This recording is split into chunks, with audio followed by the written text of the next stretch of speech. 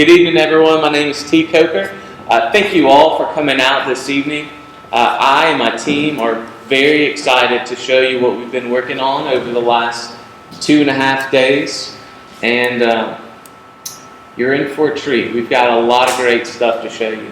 So, first of all, again, my name is T. Coker. I'm with Arnett, Muldrow and Associates. We're based out of Greenville, South Carolina. I'm joined with my colleague Shawn Terpack out of the Greenville office. Also, the estimable Randy Wilson, architect, photo rendering expert with community design solutions.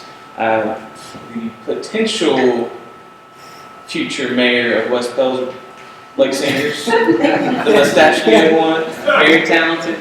He was our ringer for the weekend. His colleague Calin Owens, who is in Taylor's now, moved down. Andy Sherard, who is a graduate of, I guess it was Palmetto High, grew up in Williamston, now owns site design in Greenville. Alison, Brandt, one of his colleagues, the landscape architect, was in town this morning to help out with some site plans. And of course, Andy Kalback, who is down here all the way from central Maine. And so, again, a very talented team I've had the pleasure of working with over this week. Of course, as a planner, I helped out not a bit. So, at any rate, before we get started, I'd like to thank our project steering committee. First of all, Jim Simpson, who is acting as the chair. Also, want to give a special shout out to Mayor Mack and also to Sonia in the back with Envision Williamston. So they've really acted sort of as an executive committee. We've had 2 conversations leading up to this week, and we covered a lot of ground. They did a lot of the footwork, lining up things, dealing with logistics, making sure that the team is fed, to make sure that we had everything we need, and I really thank you all very much. And for everyone else, thank you so much for coming out, for showing interest in the future of Williamston. So as far as the presentation, I'm going to go very, very quickly through what we've learned. And in fact, I'm just going to go through it on this slide right here. So we've been going through the Envision Williamston community planning process now really for the last 3 months or so. Our first site visit was 2.5 days. We had 4 team members down here. We met with about 80 to 100 of you. We had 3 town hall meetings. We had 8 thematic roundtables, and we learned a whole lot. And a lot of what we learned, we've rolled into our recommendations for this evening. During our second site visit, we conducted a visual preference survey.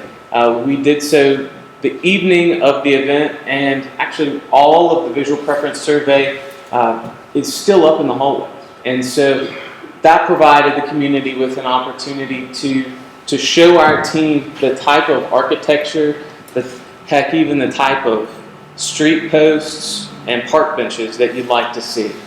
Because as we move into the physical world of site design and planning and urban design, those are the elements, those are the nuts and bolts of what makes a place, what defines a community. And then we also conducted an online retail survey. I have some very interesting data from that.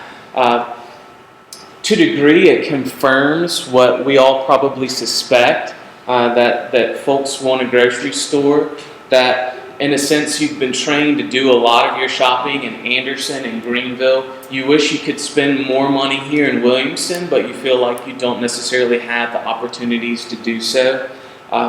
Something else that to me is very encouraging is that when we look at all the factors that say are preventing you from spending more of your money here in town, those don't include issues like I don't feel safe, or the shopkeepers aren't nice. It's all about the number and the type of stores that you have. Basically, the offerings that you don't have. And frankly, we work in a lot of small towns where certain retail types, certain retail categories just don't exist. There's certain specialty retail, there's certain specialty restaurants that you're only going to find in a larger market, in a Greenville or Anderson. And so, at any rate, what my point is that the survey basically confirms at least my intuition, and hopefully your intuition. And also the retail market data back up a lot of that. One last thing that's interesting about the visual preference survey. When you look, and you can look at it in the hallway on your way out this evening, but when you look at what you identified as being the types of features that you prefer, that you'd like to see, it strikes me that really we're talking about a classic, small, southern town, very clean design, very traditional, and again, a lot of what we're going to show you has those types of elements. So I'm going to move quickly into our team recommendations. I'll kick things off talking about economic development and really just recapping a few key findings of a retail market analysis that we've conducted over the last couple months. And then I'm going to turn it over to these guys, the talent in the room, and we're going to talk about site planning and design, and then I'll wrap it up with next steps. Because even though we've been here for 3 whole days working hard, there's still more work to be done. And so we're committed to a planning process that starts with you and ends with you. And what I mean by that is that it starts with us listening to you, and it ends with us working with you hand in hand to figure out how to get things done. So keep that in mind as you look at our site planning and design recommendations. They may be 20 years out, or they may be a year out. But everything that we show, we want to be able to work with you and help you figure out how to get it done. And so that's what this is all about. So economic development. Again, a recap of the retail market analysis. We worked with local merchants to record zip codes of customers for a 1-week period. The findings of that zip code survey basically it enabled us to define a retail trade area for Williamston. And if you see on the map, Williamston is here, Pelzer, and of course West Pelzer over here, Belton. All 3 of these zip codes we consider to be part of your primary trade area. It's about 43,000 people. If you look at the data in this primary trade area, you see that folks who live in this area, spend annually about $685 million in retail, and that includes restaurants.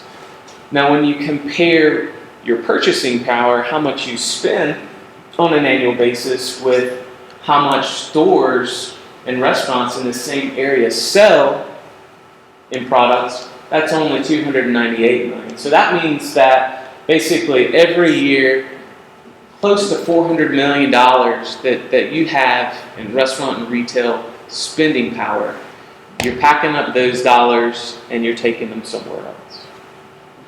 When you look at the secondary trade area, which includes the Piedmont, Anderson, 29621, and Pendleton zip codes, you see something, basically an opposite trend, where you have a larger population. Of course, you have a much larger selection of retail. You see purchasing power is higher, and the sales actually are just about equal with the spending. And so this is a market that's very much in equilibrium. So when we look at the combined trade area, we see some overall leakage.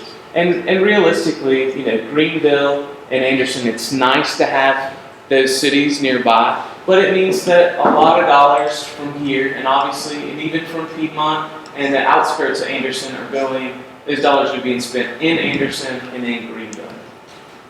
That's nothing to worry about, because there's still many opportunities for local retailers, local restaurateurs to be able to take advantage of this leakage that's happening on a local level. Now, these categories that you see in red, these are categories that are likely to be dollars that are likely to be gobbled up if and when a Walmart comes to town. And there's no final word on this. I wish that we knew what that final word was prior to this week, because it would make our job a whole lot easier. But what you're going to see this evening, we're working with the assumption that there will be a Walmart, a super center that'll include grocery, general merchandise, and of course you'll be able to buy TVs and radios and that sort of thing there as well. What that means is that Walmart is likely to grow that retail market, and so on the whole, that pie is going to grow. Now Walmart's going to be taking up a big piece of that pie, but the local pie is going to grow. And so that opens up opportunities, and these are just some of the opportunities that I see, that we see as existing for Williamston. And so a lot of the recommendations in terms of the site plans and the renderings that you're going to see very soon, they tie in with these retail categories, these types of retail. So I'm going to kick this off, and then I'm going to turn it over to my guys. So as we look at site planning and design in Williamston, we've created this context map. And so it's probably difficult to see this in the back, so I'll orient you. Basically, this is the core downtown area. This is where we are. Mineral Springs Park, the Art Center, headed down to the mills. By the way, anything you see in red, these are really these are roadways. So these are key corridors. Anything that you see in green, these are existing or proposed greenways. And so these could be trails. For example, this old railway headed up from Mineral Springs Park up to Brookdale Park. Just to orient you a little bit more, we've got the school district campus, north side, and really this is the site or the area in which Walmart is likely to come, and so we see that as in the short and the long term as a place for retail growth. Brookdale Park, of course. And then as you move from this north side commercial gateway, you almost have a downtown gateway headed into the overall downtown core. Similarly, we have a west side commercial gateway. That's where Hardee's is, headed in on Anderson to another gateway. You know where the Vape Shack is, where Fiesta. So we're going to be taking a good look at this intersection. So you have Anderson and then you have Belton converging right here to make Main Street. And of course the mill is down here. And honestly, at this stage in the game, we really wanted to focus on these key commercial districts. I think it's important to note that the mill is a massive opportunity. Now, is it a massive opportunity for now? Probably not.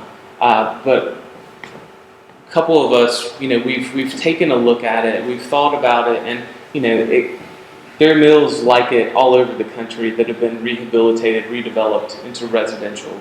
We don't think that the time is right, that the market is there in Williamston, but it's a beautiful piece of property, and it has long-term potential because of its proximity to these other assets that you have. So I'm going to turn it over to Blake right now to talk about the west side and the north side commercial gateways.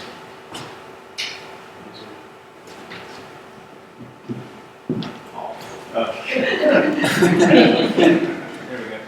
Okay, so I'm going to talk to you guys about the west side gateway and then this north gateway. And so in thinking about some of the things T was saying about the commercial nodes, these are the out parcels. This is where the Arby's comes to. This is where the Chick-fil-A comes to. As we start to think about the downtown core being more of the specialized services. So this will be the west side commercial gateway. This is the existing Deals Galore, the BP, and the Hardee's. And so just for simplicity purposes, thinking about how you can consolidate the curb cut so that you don't have one continuous flow of entry. And so what this does is just vehicular safety, makes it a lot easier to turn in and out, but it also allows us to start implementing a landscape ordinance. And we'll talk about that in the implementation phase. So in consolidating these curb cuts, we start to create additional out parcels. And so with one curb cut here, then this parcel, this is the old bank building, I believe, then this becomes two new out parcels. So you think about development happening as we start to capture some of that, some of the growth coming from the Anderson side, there's the opportunity there. You also have the opportunity for some additional out parcels all around the corner. So when we start to think about a Bojangles coming to town, we want to make sure that we understand where we want that growth to occur at and where we need that to occur at as we think about the uses for the west and the east side.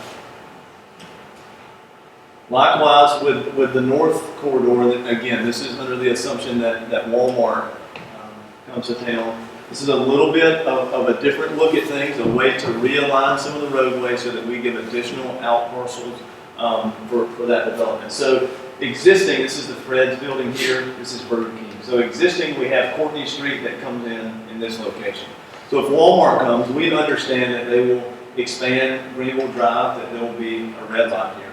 So for traffic congestion purposes, nothing I would hate more than a user of this Walmart than to have this intersection here. Thinking of the lefts coming out, this is where all the accidents are going to occur at. So if we can realign Courtney Street to this location and have Trip dead end, this is currently where Trip comes in at. We create 2 new out parcels there. We also create 2 additional out parcels on Courtney, which will be repaved this fall. So this is one of those projects that we can start to think about implementing pretty early. We have the Brown Street is here. So with this realignment, instead of just having 1 out parcel, we can now have 3 out parcels that really have true direct access to that traffic signal. And thinking about some larger ideas, there are multiple properties through here. If they were to work together, they could actually create 3 new out parcels. So total, we have areas for between 15 and 18 actual out parcel developments. So start thinking about the Bojangles, the Harveys, kind of how we want those to be located in town and not be at your central core of downtown. So going to talk about some Parks and Rec pieces of this, and we'll start to zoom into the downtown area. Brookdale Park. So this would be the master plan for what could happen over a length of time. So existing facilities, Crescent comes in, makes a loop. It's a 2-way loop, not really defined parking. The basketball courts are here, and there's a playground. The field will orient some different directions. So what we've done here to clean it up, to give some true definition to the park and make this a destination facility that Williamston can also use to program for rec fields. We've added some parking along the edges. We've added a playground in the center. We've added some additional picnic pavilions. Kind of start thinking about ways to take some of the activity that's in the park and spread it throughout town. We have realigned this baseball field and added a baseball field here. What that does, it just creates a central core for gathering. So you have multiple games going on. You have 100 people standing in one location instead of spreading them out over 2. In doing so, we were able to free up some flat area, thinking about how the playground structures, how a new basketball courts, how those uses actually need to interact together, rather than just placing them at random when you want to put them in. So a top lot playground makes more sense in this area because it's surrounded by the parking, it's surrounded by the trees. So we don't have to worry about kids crossing the road to get from where they park at to the actual playground. Also looking at the Caroline Community Center, thinking about adding parking off of that drive, thinking of ways to clean it up to make it a true destination facility. Let's talk about adding street trees and a sidewalk along this area. Let's talk about removing the fence in that area to make it more of an inviting place. So existing conditions, we have the sidewalk that's right on the edge of the road, no crosswalk, no sidewalk going back up. The fence, it just feels really enclosed and trapped. So what does it look like without the fence? With adding the street trees, actually making it a park that people can use that's very, very close proximity to the school, an additional playground. Let's make it part of the community. Let's make it part of that, as part of that threshold as you come into downtown. So the West Gateway, I think Andy's going to talk about that. Which one's it? Oh, sorry. Yeah, the middle one's. Okay. I don't want to turn it off again. All right, as Blake mentioned, we're going to start working our way into the downtown core area, which is here. And we're going to start at the West Gateway, or I'm sorry, West Main Gateway, and then we'll come to the East Main Gateway. When we talk about downtown gateways, we typically like to simplify it to the extent that this is where you start to set the tone for coming into downtown. It's where you start to highlight the identity that you're coming into a place that's special, that's truly Williamston. Get everybody oriented just as Blake was doing. This is West Main, Belton, Anderson, this is Academy. A lot of things Blake has already mentioned, we're going to apply the same tactics here. Things like eliminating and consolidating curb cuts. There's several curb cuts here on the parking lot of the church. We'd like to see some of those consolidate so we can free up some zones for some extensive landscaping. We start to build that fabric and that flow and that rhythm, which you can then create some larger planting areas adjacent to parking lots. You can also incorporate grass strips in certain locations where the dimension allows. Of course, we heard a lot about having contiguous sidewalks so that people can walk from one place to the next without, having to walk in the street, walk across the street, things of that nature. All that starts to set up a place to incorporate a street tree treatment, shade trees. You're kind of defining the street. You're also setting the tone as you're coming into downtown. There's an opportunity, obviously, for some gateway features, which I'm not going to get into too much detail. We've got several photo renderings to show you all. If you can handle the plans, trust me, you'll be excited at what you see next. Other things we looked at and we've worked through is a little bit of reworking parking lots to make them more efficient, flow better, get the dimension we need in certain locations to do landscape again. These orange buildings that you will see throughout the presentation represent infill. We understand that they can't come all tomorrow night. It may take, or tomorrow, they may take, like he said, 3 years, 15 years, 25 years. The point is that we've identified locations that we feel are strategic to you all. For instance, this is a very, very visible corner. It's an ideal site that would hold a nice roughly 10,000 square foot building. It's got access, you can carry parking across the front, continue the parking, and also provide some additional parking, as needed for this existing center. There are also some areas within the existing center where we feel like we capture some outdoor space, what we like to call outdoor amenities.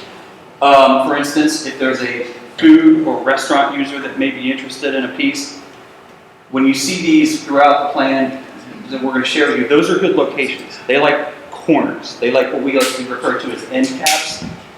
So these are great areas that also highlight the actual project. So, for instance, tables, awnings, chairs, things that kind of enliven it. Those are good uses of those corners. Go back one. Just two other things to note. The closure? Well, and the opening. So there was an overlay on the bike ped master plan that was done that showed an extension of Cherokee, the Cherokee Road into this intersection. I want to say, I can't think of the name of this road off the top. Prince Street. So it came into Prince Street, so that creates a new corner, which is why the existing Dollar General building, moving that up to the corner makes a lot of sense to give the street credits to Main Street. Also, in doing this, thinking about this intersection in ways to tie it together to make it easier to cross, closing North Academy off. So it would still be accessible from Malden back here. It would just end up being a cul-de-sac that would serve those couple of homes. So we prevent a cut through at that line straight across. Good, thanks.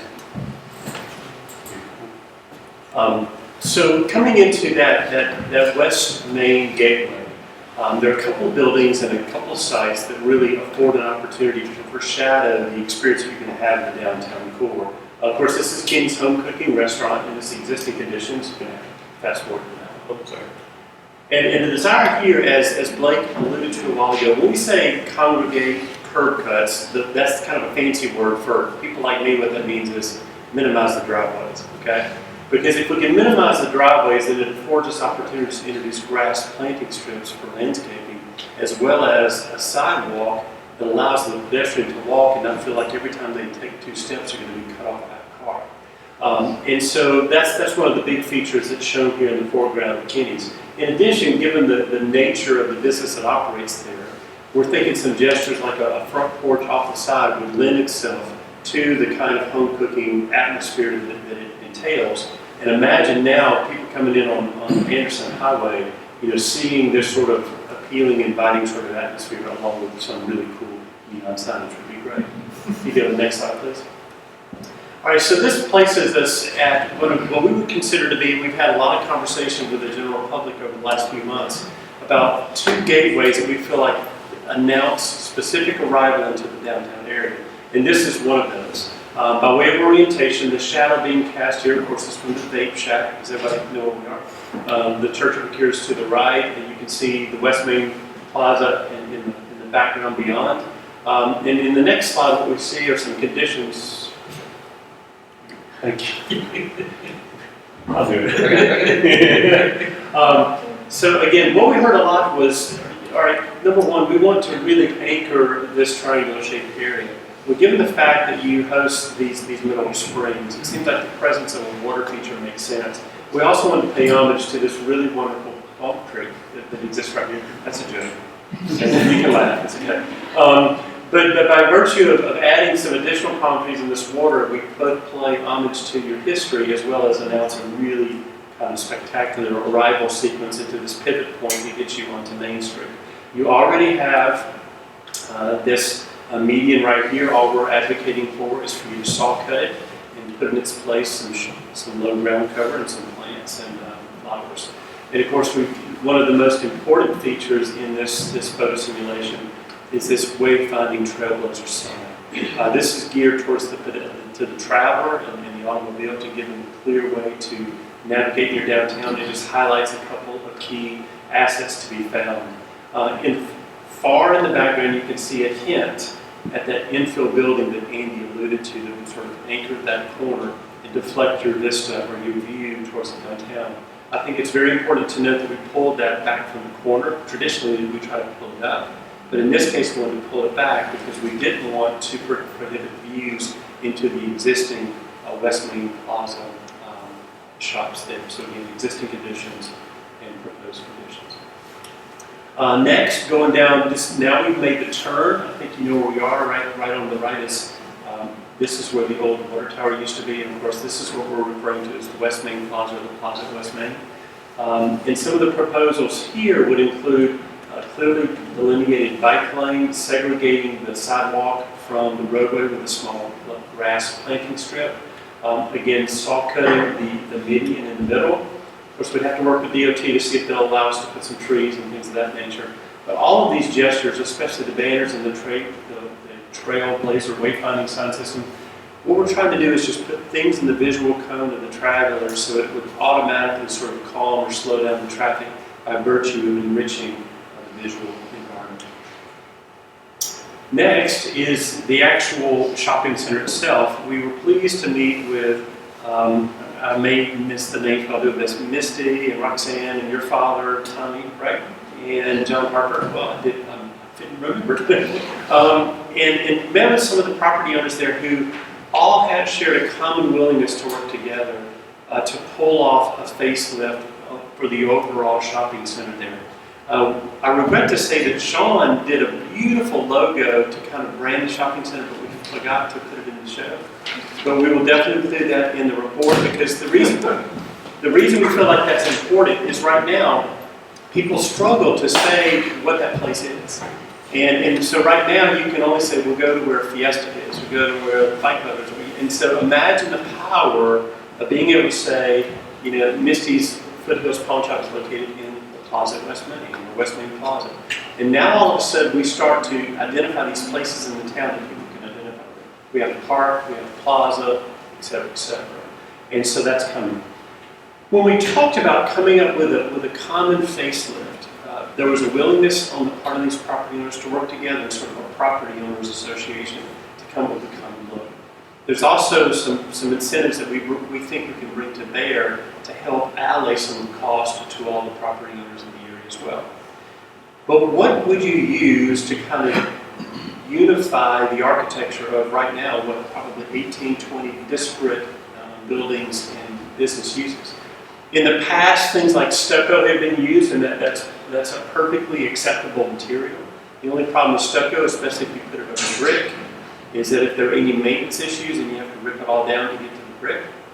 And so Andy does a ton of retail shopping center retrofit work around the country. And he steered me to this direction, which I really, really like. And it's a wood slat system that you can use a variety of species, different stains if you so will. And you can simply use that to skin whatever material is out there, whether it's brick, stucco, or whatever. And so that's what you're going to see us use. It's affordable. Again, it pulls off the brick. You can get to the brick to repair it if you need to. I just think it's a very flexible building and it affords the kind of look that we were after. So this is just a snapshot. I think you can understand how I couldn't get all of the buildings in one rendering. It would be too small. But what we're about to show for this sort of sample would be true for both this entire upper part as well as the lower part, like for example where Misty's business is located. And so utilizing the wood strap system, and you can see how we're going to vary the heights to reflect the architecture underneath, but all of a sudden it unifies everything. And once we put a continuous canopy, and now imagine the power and the comfort of being able to walk from store to store, restaurant to restaurant, underneath cover and canopy, free from the shade and exposure and the elements.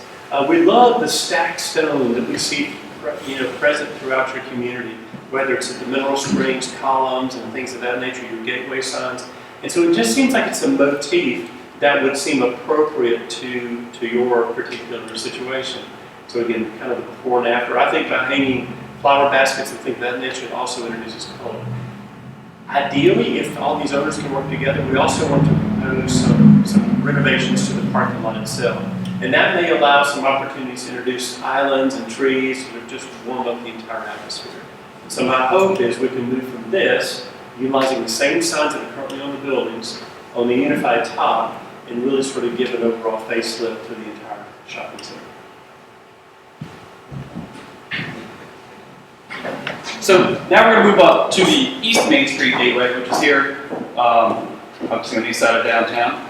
East Main, here at the bottom of the street, Greenville Drive. Hamilton here on the northeast side. I believe the subway sits approximately right here. That's the H&R Block building. Again, a lot of the same things that the techniques and approaches that we just used in the West Main Street gateway site that you can apply here. Starting to minimize the curb cuts. The majority of this right now is all open, what we like open curb that is out into the street. What we proposed is to rework some of the parking internally here, and for reasons that we're trying to recapture some space to actually put in some amenity, landscape, sidewalks, crosswalks, things of that nature. So by shadowing the parking needed here and angling at a sharper angle, we free up some area along Greenville Drive. Again, internally circulating, we've relooked and reworked some of this parking to hopefully make it a little bit more efficient. All in all, the big goal here is to start to minimize the amount of asphalt and bring in some of the aesthetics, namely landscape, tree plantings, things of that nature. We see a couple opportunities. One, to do something that starts to denote that you're coming into downtown here at this corner up above where I believe this is the ice and the ice stand, the ice carryout now. There's another spot here just as you start to round the bend into downtown where we feel like that's a good location for a sign or a wall feature. Again, working on the lower side of East Main here in front of this building, working with that depth and creating a zone where not only can we get possibly a small lawn, what is curb, lawn, and then sidewalk location, but even a small hedge. We like to use hedges to just denote the edges of parking lots, not only to define the edge of the parking lot, but to just give some relief from people and pedestrians when they're walking along the street, and it starts to cover up some of the fronts of the cars. It's just a little bit of a landscape trick. And there are a couple areas that are good for gathering spaces for existing businesses. You'll see this in a few more plans later in the show that these are, again, ideal locations for things to be located to start to animate storefronts and things of that nature. So on Monday, I guess it was Tuesday night, we had a public meeting like this, and we asked a series of questions about design and planning issues. And one of the fun questions we asked is, if you could Photoshop just one thing out of Williamston, what would it be? And we had a lot of comments about Greenville just needs a lot of love, okay, Greenville Drive. This property was mentioned a couple of times, and I tried to encourage you then, and hopefully you'll be encouraged in just a moment, that there are a lot of ways that we can mitigate eyesores, and at very minimal cost, frankly. And so this illustrates some of the strategies that we can employ to turn this actually into a welcoming gateway. So on the left, of course, we've got the Salvage Center and auto dealership, and on the right we've got this really beautiful cemetery, the forecourt for the new Prospect Church. And so, first of all, by putting up a landscape screen, we can sort of mitigate use of this. We're going to go ahead and just take the sign panel that exists on the other side of this sign and put it on here. And of course, this gentleman says, "Welcome to Williamston." It's a very kind neighbor. But by virtue of putting some low shrubs, crepe myrtles perhaps to introduce some color, we can kind of screen most of the views into this. Of course, these trees can grow in about a week. I'm just kidding. It'll take a while. How does it go? When's the best time to plant a tree? 50 years ago? Okay, so we understand it's going to take a while. But here's the other thing we're going to do is we want to load the right side with a lot of visual elements to draw the eye to that side. And so again, we're going to have a Trailblazer sign. All the banners, and notice we don't put any banners on the left side. We're just going to keep them on the right side. And so the color will attract the eye to the right side. We're going to use Blake's bike ped system and introduce a bike system, excuse me, a trail system here. So again, before and after. Moving on into town, John and Bonnie allowed us to look at two of their properties here, moving into what we would call the kind of the pivot point on the eastern gateway into the downtown. And so we're going to look at the H&R Block. We're going to look at a couple of ways. First, we're going to talk about the architecture. Given the fact that H&R Block has sort of that green as kind of their trademark, you know, let's just introduce a little color. And I respect the fact that they told me they just painted their building within the last year, so this will be the next time it comes up for painting. You know, let's just warm it up and anchor the building with a darker green and a pale green in the middle. They're open to the idea of painting a mural on the side of their building. So this one features simply sort of a welcome to the historic Williamston brand that you've seen many times before. The nice thing as well is they were also willing to redirect traffic. Instead of these being straight-in parking spaces that, frankly, I think would cause you to almost back into the roadway, we changed it to be one way in this direction instead of the other direction and changed these to be 45-degree angle. And so now we have enough room to insert, like we talked about before, the congregated driveways. We can insert the planter strip, sidewalk, and of course a major canopy tree. This next one, the only thing that changes is the architecture slightly. And so in this one, we're suggesting that even the black metal would be painted in the future. And instead of kind of just the generic welcome to Williamston, this features some gentlemen from a historic photograph in Williamston. It's just a mural. And then finally, Shawn did a great job with this one. This is another building that John and Bonnie owned. This was actually their previous office from the H&R Block. And believe it or not, there's a lot of potential in a humble building like this. And so the first thing to do is pull off that metal to expose the brick so that we get a bit more height to the building than it looks here. Here you can see by virtue of the black metal, it sort of cuts off all the brick and causes the building to seem or feel even shorter than it actually is. And so by exposing the brick, we can introduce splashes of color through these awnings. We already have these two existing pads. One exists here, one exists here.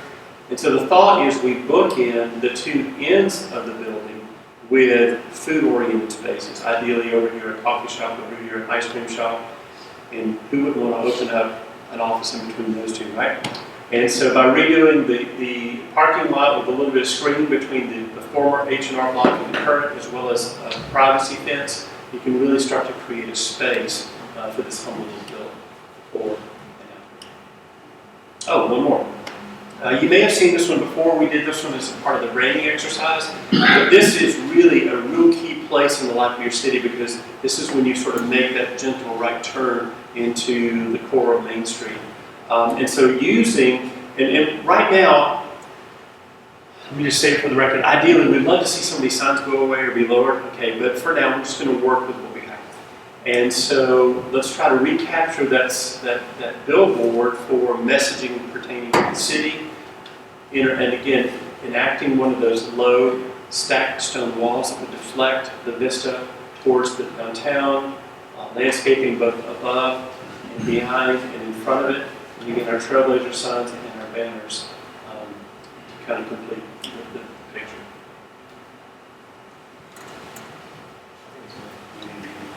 You can tell we practice for hours and hours. We literally finished. We make quite a relay team, I know. Andy and I are going to talk about the downtown core, the park, the farmers market, and then the Winn-Dixie property. So we'll start first with the old depot, the farmers market. This is the fire department here. This is the existing greenway that's put in, and then this is the old depot / future farmers market. So how do we maintain a connection to the park without people crossing the roadway? How do we encourage the soccer field maybe to get more use? How do we encourage the structure of the parking there? But then what do we do with Mr. Major's building that's on the end there? And so what we did, the existing curb cut is in this location. And so what we did was we slid it down to line those up. So this creates another threshold stepping into downtown. So you come into this parking lot that is, the parking is wrapped along this central green space. So we just don't stack as many cars in there as we can. We actually structure it in a format so that you actually have to circulate around the space. But we leave a space for this sign that maybe directs you to when the soccer games are, when soccer practice is. So with this new farmers market building here, we have a deck that's off the back, overlooks the creek. We have a plaza seating area out here, and then we have a connection back to the greenway. So theoretically, you could be inside the park, walk to the farmers market and to this new building and never have to cross the road. Again, minimizing conflict and encouraging people to walk around downtown. So this building here, there's an existing curb cut here for the parking that was served, but now we're working as a team, so we're sharing parking between private property owners and municipal owned property.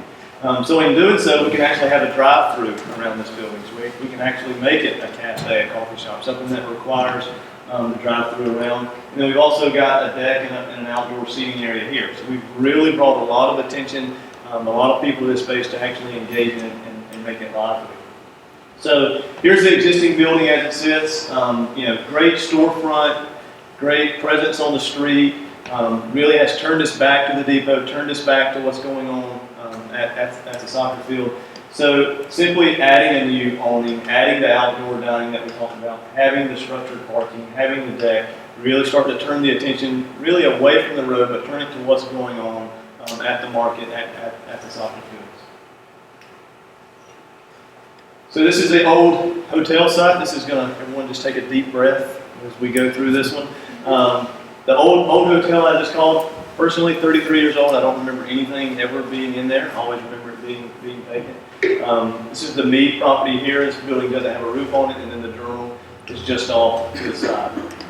So thinking about those same elements that we've brought throughout, what if this becomes the Williamston Brew House? And next door, we have the parking / outdoor. Some yeses. We have the outdoor seating, so we've actually taken the plywood off the doors, we've left the facade, and we've made this just a huge plaza and patio space that actually connects back to the park. So we brought again a lot of life to this area. We want people to walk around downtown. This is the whole thing. People are already using the park. How do we make them start to engage the spaces that the market study says that you can actually support? Also, just noting that this building, this facility, can stay as it is. Because as Andy will talk about with some other parking improvements that we've done, we can park these buildings just not right beside. So we're going to have to get out of the mindset that we're going to be able to park directly in front of Goodies and take 14 steps to get in the front door. We're going to have to park in different areas, and we're going to have to walk around town. It's going to be something new, but something you already do when you go to Anderson, when you go to Greenville, when you go to Augusta. All these areas you already do it. We want you to do it when you're at home. This is the Cox and Cole building. Did I say that right? And same situation, same scenarios, the facade treatment, bringing life to town, doing some of the same awnings, the same window treatments that we're going to do throughout the rest of downtown, so doing that in the professional office buildings as well. I'm going to let Andy talk through the downtown core, and he's going to walk you through a series of phases to implement this. Actually, yeah, we're going to be back and forth here a little bit, but we're moving into downtown as Blake mentioned. Oh, sorry. You give me something with buttons on, it's a little dangerous. Just to get everybody oriented again, here's Main Street. We're actually sitting right about in here in Town Hall right now. Mill on the right, and then of course the old Dixie site, and parking here. Let's start down here, Mineral Springs Park. One of the things we'd like to see is removing this segment of the road, which is Mineral Park Drive currently. I don't know if it has a name. The point is, what we would like to do is connect the existing Park Drive with Mineral Park Drive out to Mill Street. Coupled with that is there's a fair amount of undeveloped land behind the existing businesses on the lower side of Main Street that offer up a sizable opportunity to put in some surface parking.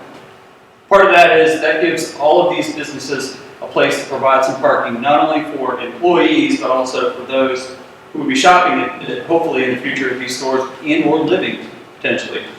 That also gives you a resource for obviously events in the park, even on nights when you can't find a place to park. It's literally 20 steps to get yourself back in the park.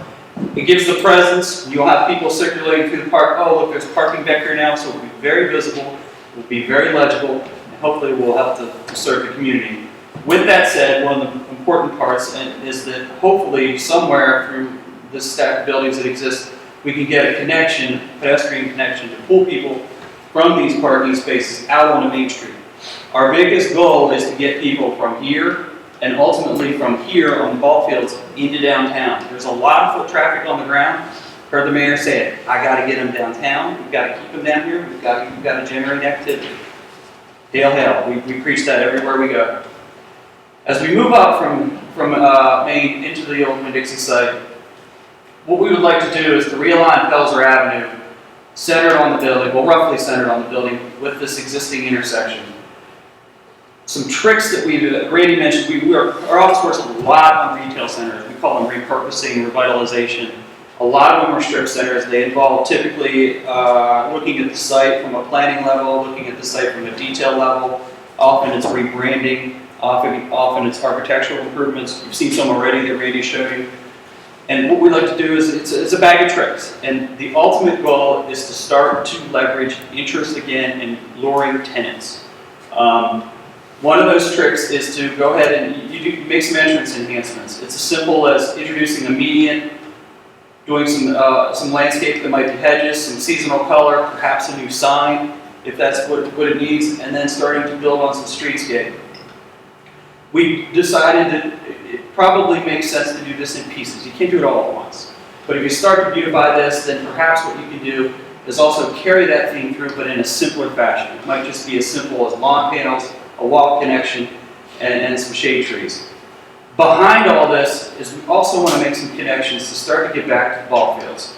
You'll see it's sort of this yellowish green color, and it's a little awkward at this point, but it is a connecting walk that could get you from the park all the way back to the ball fields. Doing the same here, we could pull some people up Main Street's walks and get them up the front doors on these stores. Working inside out, one of the things that we found, I think the current parking here is one way and diagonal. Jim, is that right? The circulation in your parking lot is one way? No, you can access it both directions. Okay. It's diagonal. It's diagonal. One of the other things that we found, and this often happens, if you look at potentially restriping and relaying out the drive aisles, we picked up an increase of about 125% on the current parking numbers. I can't give you exact numbers because we're moving too fast, but we're pretty comfortable that that's a good 25% gain on your current numbers. Also, looking at Pelzer again, we feel like we should try to straighten out the street somewhat, pull it across the front of the building. What this also can allow us to do is put some head-end parking up on the building. Tenants love this. Everybody loves this. I'm going here, I'll pull in right there. I mean, you can't get any easier. It's pretty attractive to a lot of retailers. These areas that I mentioned earlier, end caps, these are ideal locations for restaurants, but not only restaurants display. For instance, you're driving right into the center. This is a great opportunity to animate the sidewalk area, whether it's stuff you're selling, the stuff that's at the Ace right now. You just start to animate it and give people some excitement and pulling people in there. I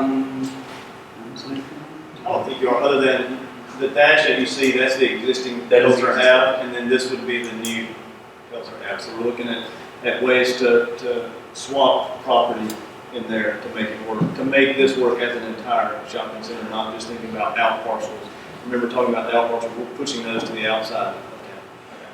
And T's going to jump here, but one last point I want to make as we move further in here. Just keep in mind the increase in parking. We're going to talk about some other opportunities we see.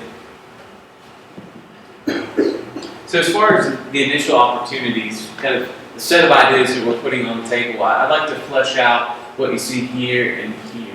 So currently, True Value Ace is in the end cap, right on the right-hand side as you pull in.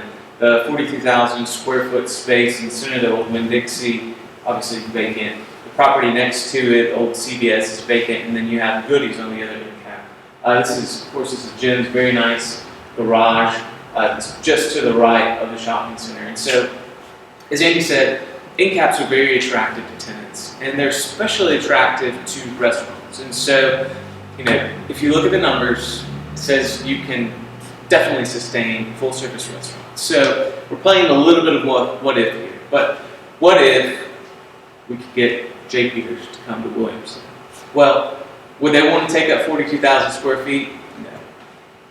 Well, who might be willing to move into that big space? Well, what if Ace moves to the middle? And all of a sudden, as we look at this, what do you see right here is the big Ace sign. So really, Ace has taken over kind of this larger space in the middle. A lot of what you see right here is moved around to the back, and J. Peters comes here. And also, before I flip, just keep in mind that the road, the Pelzer Avenue realignment, is going to change the look and feel of this. So here we are this morning. This is what we could see. And so again, you see Pelzer Avenue is realigned. You see the head-in parking right here.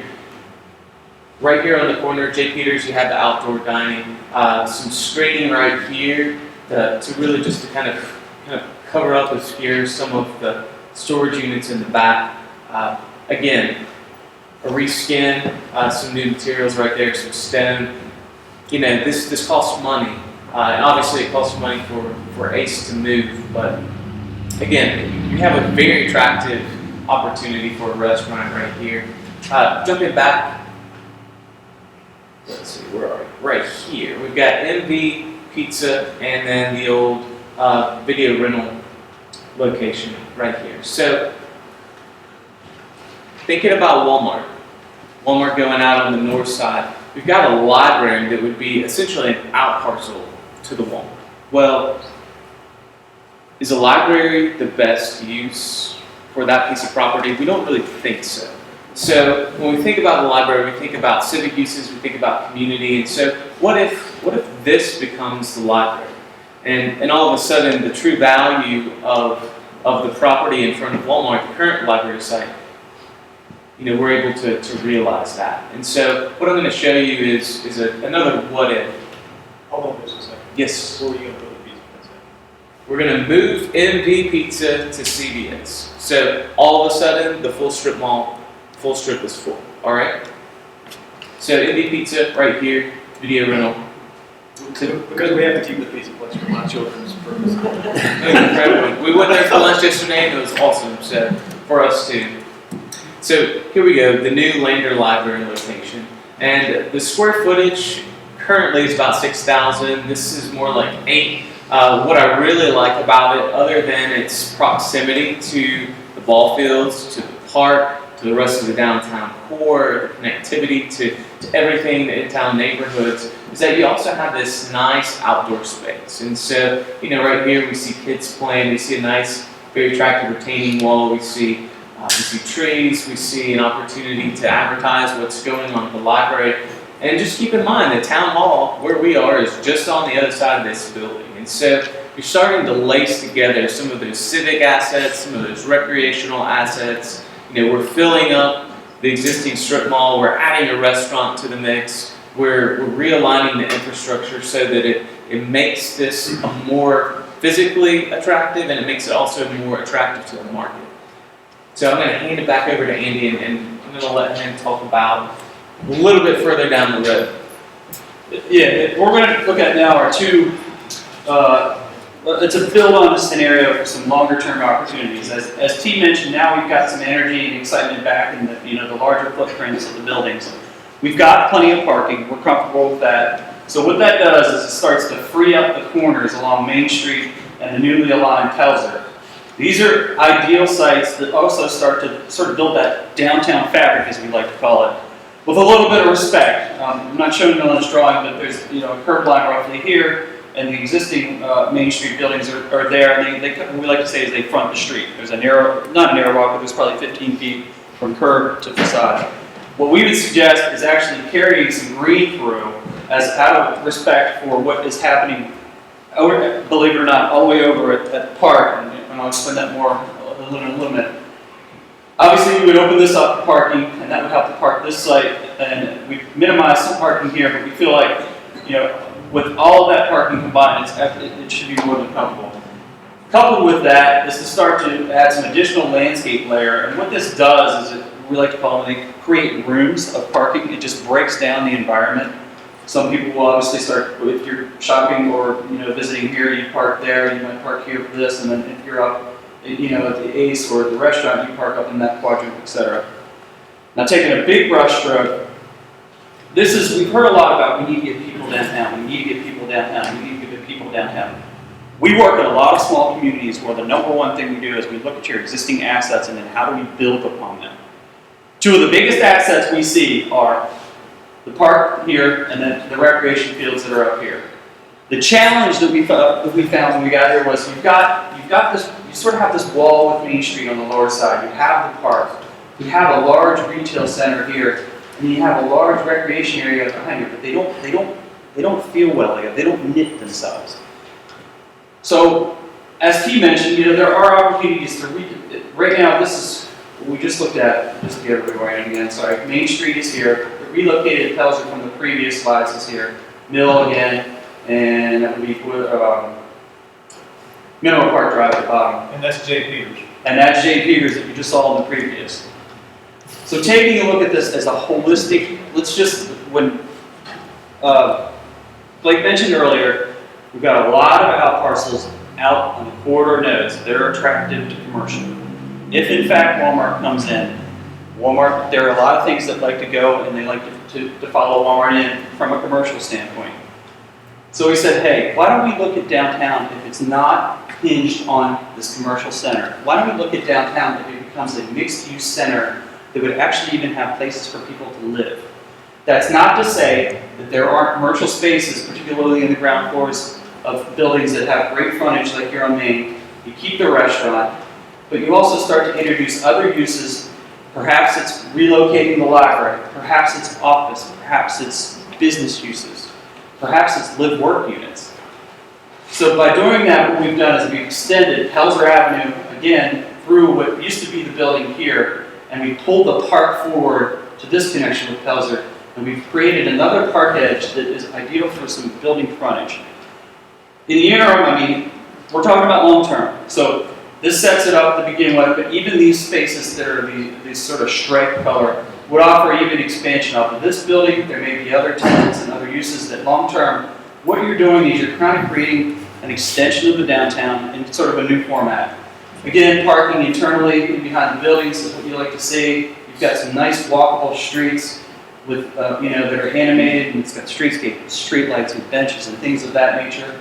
Creating a park edge, as you pull the park edge from the recreation center, and again, having areas to sit in the shade. We talked about Beaufort, Beaufort, where they have the swings that are on the river. Great places. But what we're trying to do is to start to get people and activity to move, not only from the parks through here, but hey, more importantly, what's better than having people actually sleeping in downtown in places like this? Another little trick is we created a little plaza area here over in front of Jim's garage, which is, it's a special piece of architecture. Let's provide a little terminus as well as a transition into the neighborhoods. We opened up this curb cut off the extension of Mill Street at this point to provide additional access because there is you've got a lot of activity starting to happen. You probably need some additional vehicular access. Over on the lower side here, okay, where are we going to put all the parking? We're going to need additional parking. The existing journal printing building, this is a great site to start to build up some parking that would not only help all of these potential uses, but this park as well as the Springs Park down here.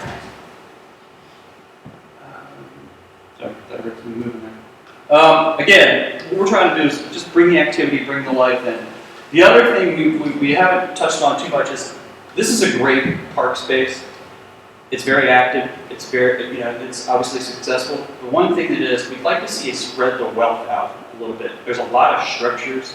There's a lot of activity, a lot of gathering pieces in there. So these brown these brown structures, we'd like to see things like that perhaps start to creep into the recreation park area, as well as just starting to do some tree masses, creating shade, creating that overhead canopy, creating the flavor of what you've already got here, just extending it back up into the northern park area. Go back. So the other thing that you see are these hatching of new buildings. So we're already talking about the 20-year plan, but what happens with the back of town on? If you think about coming from the schools, what everything that you see coming out on the left side of the road, you see back of school, then you see side of apartments, then you see woods, then you see back of ball field, back of town hall. So really creating an anchor in this spot. So maybe the arts piece of it, the theater piece that you want to bring to downtown, that's where you start to bring this to. So you start to create different nodes of activities. So you have the downtown living, the rec, you have the theater productions. You really make this a downtown core start to happen. And that's not to say that some of these pieces don't happen sooner than 20 years or 25 years, but this is just the long vision of how you create that active downtown that we see in so many other places. Yeah, and the one thing we both kind of missed is that the infrastructure, as we've shown you these, can happen in sequence. We haven't, for instance, early on, we created that median piece. All of this is already in place. We're not recreating the wheel. What you're doing is you're setting yourself up to actually create almost town blocks within the current development, but you're holding those cards for later on. We're not at that point revisiting the wheel and that kind of thing. Thanks. Well, believe it or not, we've had you for an hour. And we've laid it on you. We've given you a lot. Just so you know, we've got all the site plans in the room, the anteroom to the pink room. We're going to be here for a little while if you'd like to talk about it. Believe it or not, we've looked at all of this. So where do we go from here? So, well, first things first, I'm going to upload tonight's presentation, the visuals and the audio, to YouTube. So we'll get a link out to our steering committee. We'll be able to circulate it through the community. Second thing, we're going to give everyone a chance to kind of filter, and then we're going to touch base with our steering committee. And so really we're using them as our sounding board, as our critiquers, down the road hopefully as champions, because once we create the final plan, and at this point we're looking around probably October, sometime in late October, we'll have a plan implementation workshop. And as I alluded to at the beginning of the presentation, this is where we want to get into the weeds. This is where we want to say, all right, we've listened to you, we've learned, these are our recommendations, they've been filtered through your input, and now we've got to figure out how all these pieces come together.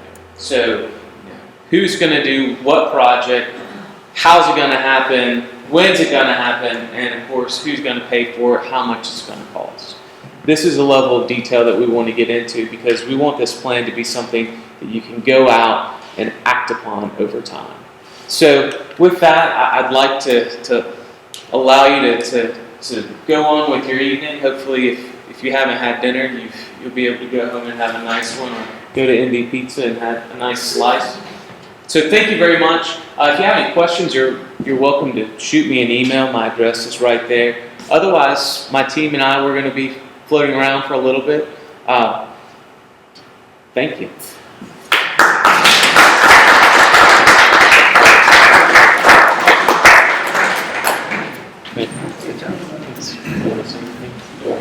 Yeah.